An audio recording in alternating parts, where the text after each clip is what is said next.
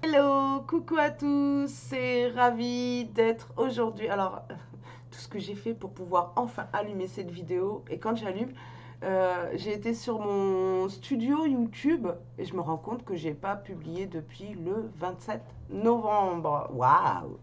Alors, pour justifier quand même un petit peu de cette absence, bon, rien de spécial pour le coup.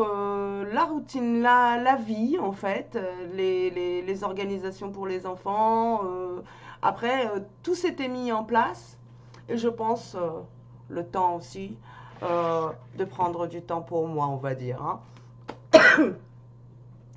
Pardon, je tousse, je suis malade, je démarre. Oui, on est, je pense, tous touchés un peu par ce temps.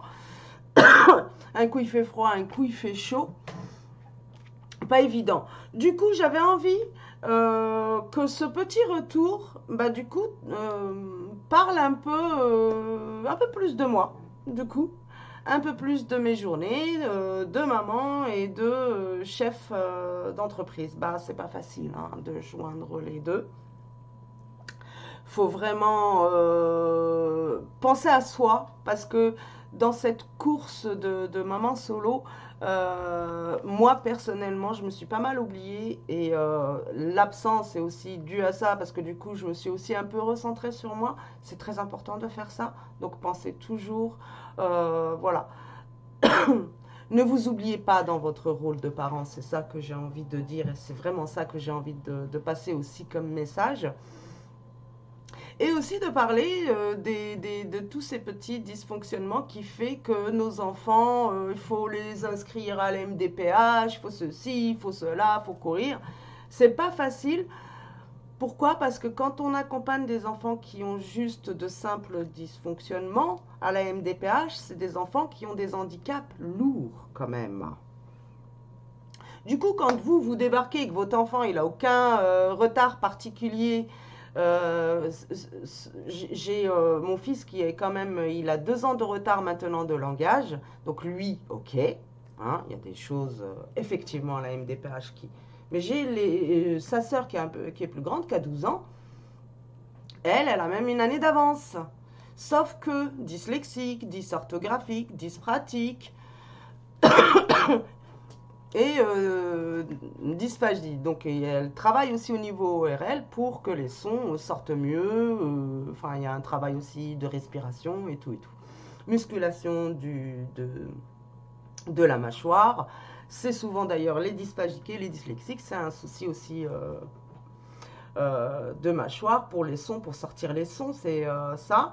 Et pour les dyslexiques, surtout, j'ai l'impression que même dans le système scolaire, je suis désolée, mais ils y connaissent rien. Et je pense que le pourquoi j'ai envie de rajouter ça à ma chaîne, euh, bah, je pense que c'est bien d'en parler en tant que personne. Peut-être que si nous, en tant que dyslexiques, on parle un peu plus de notre monde et du monde qui accompagne nos enfants, parce que bah, c'est génétique. Si vous êtes dyslexique, il y a des chances que vous ayez un enfant dyslexique. Que peut-être que les gens qui nous entourent et les enseignants, parce que moi ce qui me dérange c'est à ce niveau-là, par exemple là ma fille, elle fait espagnol. Alors déjà pour un dyslexique, faire les langues c'est waouh, hein. C'est pas donné à tout le monde, moi j'ai pas fait les langues, on m'a retiré les langues parce que ma dyslexie était lourde et du coup il a fallu d'abord travailler là-dessus. Mes enfants, ça va, les langues, il n'y a pas de souci. Mais quand même, qui dit dyslexique, dit dysorthographique. Pourquoi? Bien tout simplement, et ça malheureusement, j'ai l'impression que les gens ne le savent pas, mais phonétiquement, on a un souci. On n'entend pas comme tout le monde. C'est pas qu'on est sourd, non, non, on n'est pas sourd. C'est juste que du coup, on ne perçoit pas les différences de sons comme tout le monde. Et du coup, par exemple, le p, t, ah, c'est pas facile. On aura tendance du coup à lire sur les lèvres des gens et beaucoup sur la gestuelle et tout ça. Mais c'est parce qu'on n'entend pas comme tout le monde. Ce qui fait que pourquoi c'est souvent la dysorthographie, elle accompagne la dyslexie, bah, vu qu'on n'entend pas comme tout le monde, bah, on n'écrit pas comme tout le monde. En fait, c'est ça, la dyslexie. Ça ne change rien à l'intelligence de la personne. Attention, parce que moi, mes enfants, à l'heure, ils entendent des choses.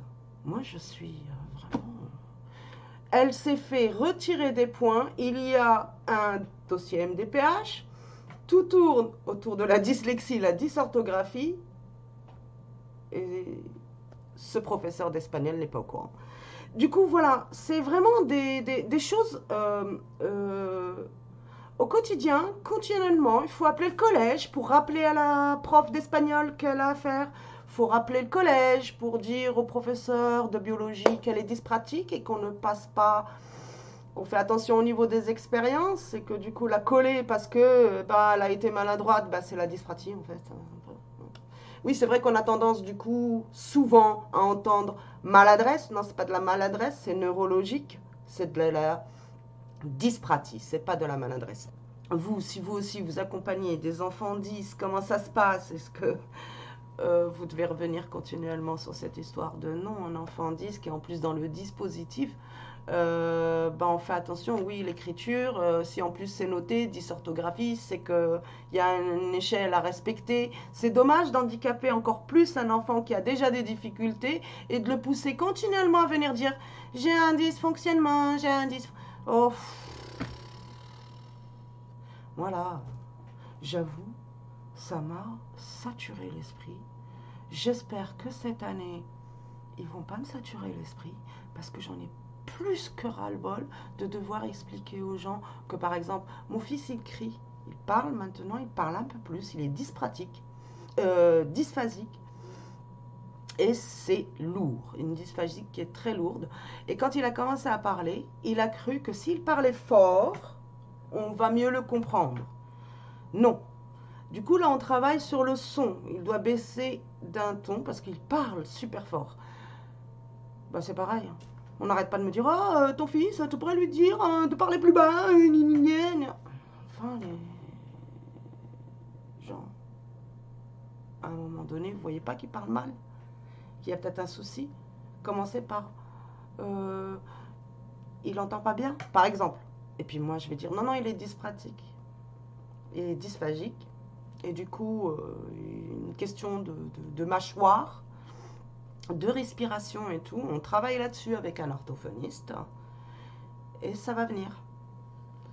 Voilà quoi, c'est simple. Mais on accule la mère, on accule les enfants et voilà. Et j'avoue que tout ça dans mon nouveau contenu et dans cette année, j'aimerais vraiment beaucoup partager aussi de ça avec vous parce que j'espère et de tout cœur rencontrer des personnes qui rencontrent des difficultés, qui soient adultes parce que je suis une adulte dyslexique, dysorthographique. Et quand on est comme ça, en fait, on meurt comme ça, c'est neurologique. Ça part pas, ça change pas. C'est juste qu'on apprend, on a des outils tout doucement et on se développe plus lentement au niveau du langage, du coup, que les autres, mais c'est pas grave, on finit par rattraper tout le monde, quoi. Il n'y a pas de souci. Mais on considère aujourd'hui que c'est des handicaps scolaires parce que on nous oblige à tous rentrer dans les moules et les enfants qui sont différents ne vont pas rentrer dans ces moules-là et il leur faut du coup un dispositif différent. Et pour que ça se mette en place, c'est une galère. Alors après, j'ai du respect, je comprends. Moi, il s'agit de mettre un dispositif de lecture ou d'apprentissage à l'écriture pour mes enfants, donc ça va. Il ne s'agit pas d'aller acheter un fauteuil roulant. Il ne s'agit pas de vraiment de beaucoup. Du coup, je trouve on vient bousculer. Je pense qu'il faudrait il faudrait se séparer. Parce que c'est pas la même chose et on n'est pas reçu de la même manière. Je vous assure que le nombre de fois où j'ai pris dans la figure, oh bah moi, mon enfant il a de lourds handicaps et j'attends. Oui, non, mais je suis pas en train de comparer les handicaps de mes enfants avec les handicaps plus lourds que les autres. C'est-à-dire que vraiment tout ça est encore à penser. Tout ça est encore à vraiment travailler et structurer. Je trouve que c'est pas... Les infos sont très mal passées. J'ai passé mon temps à chercher les infos pour comprendre comment je vais composer le dossier. On est censé être aidé par les écoles, les enseignes. J'ai reçu de l'aide, mais ça va dépendre où. Et je me rends compte que les gens ne sont pas forcément tous au courant de le dysfonctionnement. C'est quoi exactement le problème? Par exemple, là, je vais devoir appeler le collège pour rappeler à un professeur que mon enfant est dysorthographique et qu'il est dans un dispositif qui est noté hein, dans son dossier, quoi. Et en plus, elle a une AVS qui l'aide, donc ça se voit que c'est un enfant qui est dans le dispositif. Eh ben non, elle lui compte toutes ses fautes d'orthographe. Qu'il ne faut pas faire ça avec un enfant qui a déjà des difficultés. Non, on compte la moitié de la dictée, on ne compte pas la même chose. Quand ils sont dans le dispositif, c'est un encadrement à part, même au niveau de la notation et tout. Eh ben non, Madame n'a pas dû regarder le dossier de l'enfant et du coup, elle s'acharne sur ma fille, elle en peut plus, ma gosse. Voilà, c'est des trucs comme ça au quotidien et j'en ai 3. Donc voilà, j'avais envie, je vais rajouter ça aussi au contenu, des moments où j'aurai un ras-le-bol et je viendrai vous raconter mon malheur comme ça si jamais, voilà, j'ai une écoute et des personnes qui sont là, ne serait-ce que partager, je suis sûre que ça fera du bien. Sinon, les box, ça continue, hein. Mais par contre, eh ben, je pense que pour ceux qui sont fans des box, vous êtes au courant que la Glossy Box n'est plus sur le territoire français. Et ça m'énerve parce que moi j'adorais cette box. Et en plus, c'est vraiment, j'arrêtais pas de le dire, niveau qualité et prix, là on était au top du top. Je payais en plus, moi ma box, comme je faisais partie des anciens, je la payais 12 ou 13 euros, j'arrive pas à me souvenir par mois. N'importe comment, je crois pour les nouveaux arrivants, ils étaient à 14, 50 ou 15, un truc comme ça.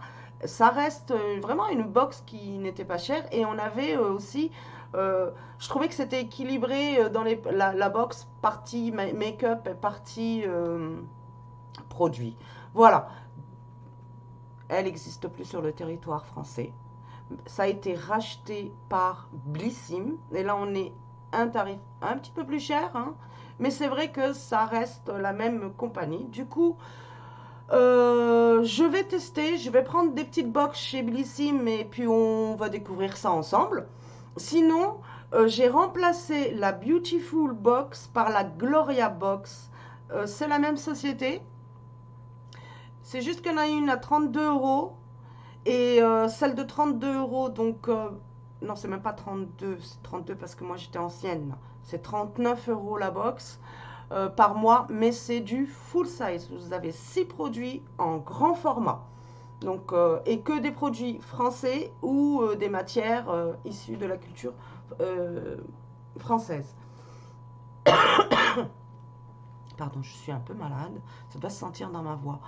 Et du coup, je passe à la Gloria parce qu'on reste sur une box française, mais elle est ouverte aussi. Elle nous fait tester aussi d'autres petits produits qui ne sont pas forcément français. C'est pas grave, moi j'aime bien aussi voilà, voyager. N'importe comment, la box est tenue par deux particulières en France. Et ça, je tiens moi à rester, voilà, à tester des produits français. Voilà, ça c'est mon truc. Après, voilà, je suis aussi ouverte. Je teste aussi plein d'autres petits trucs. Mais c'est vrai que ce qui va beaucoup revenir, c'est les produits français. Parce que je me suis penchée dessus et j'ai envie de découvrir ce qui se produit en France, quoi. Du coup, j'ai remplacé par la Gloria Box. Je regarde à côté parce qu'elles sont là, elles m'attendent. Ça sera des vidéos, bien sûr, à part et intitulées pour chaque box. Comme ça, si ça ne vous intéresse pas et que vous êtes plutôt pour mon projet Vinted, et oui, on va parler de Vinted, on va parler de Vinted différemment. Je vais rester très focus sur mon compte pro Vinted. Donc là, pareil, ça sera des vidéos qui se tourneront surtout et particulièrement du coup sur Vinted. Pour les box, je pense que je vais plutôt faire des vidéos courtes parce que l'essentiel est de vous montrer ce que la box du mois propose. Comme ça, si elle vous intéresse, vous pouvez la prendre ou pas. D'accord? Donc, je pense que je vais surtout faire des petits shorts. Ça m'a l'air plus sympa, plus rapide. L'essentiel est de voir ce qu'il y a dans la box. et introduire plus, et en petite vidéo short, quand un produit vraiment a été un coup de cœur, a été, vous en parler un peu plus, de façon plus ciblée, et quand le produit est une vraie catastrophe aussi, du coup revenir dessus de façon ciblée. Et je rappelle, moi, mes produits, je les achète, je n'ai pas de partenariat. Ceci dit, je suis ouverte au partenariat, et si c'est un partenariat, bien sûr, je vous l'annoncerai avant.